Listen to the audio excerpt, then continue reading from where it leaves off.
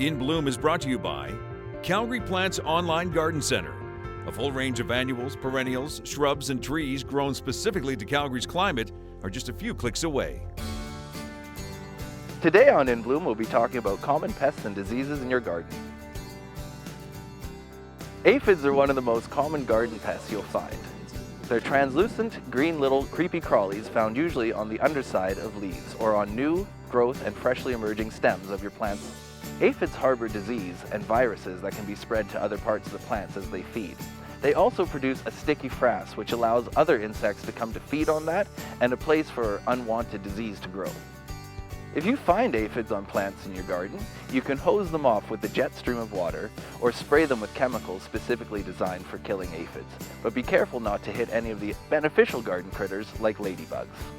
Ladybugs and their larvae consume mass amounts of aphids as the staple of their main diet. Watch for ladybug larvae.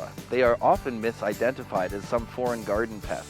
They look like a little blackish caterpillar that often has orange, white, or blue spots or bands. Another insect in your garden that is not beneficial but is often mistaken for a ladybug is the lily beetle. Lily beetles can be identified by their bright red, rectangular-shaped bodies, black heads and legs. Watch for yellow, oval-shaped eggs on the undersides of leaves. Lily beetles will attack all varieties of lilies, from Asiatics to Orientals and Fritillaria species. Thankfully, Hemerocallis or daylilies are untouched. Lily beetles and their larvae can decimate a lily planting in no time. Sprinkling the diatomaceous earth around the ground will help scrape up and kill off the larvae and beetles as they emerge. A common disease you might encounter in your garden would be powdery mildew. Powdery mildew is an issue for plants as it blocks the leaf surface and does not allow for proper photosynthesis to occur.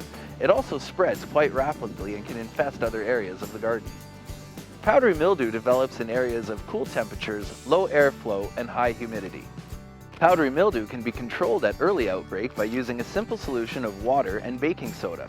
A more intense outbreak of powdery mildew will require applications of fungicides available at your local garden center, or you may want to call in a landscaper to apply a chemical that is more potent.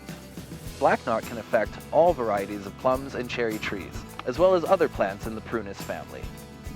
Black knot is spread by spores in times of high humidity as well as rains in the early spring. Birds and the wind are two main methods of disbursement for the spores of black knot.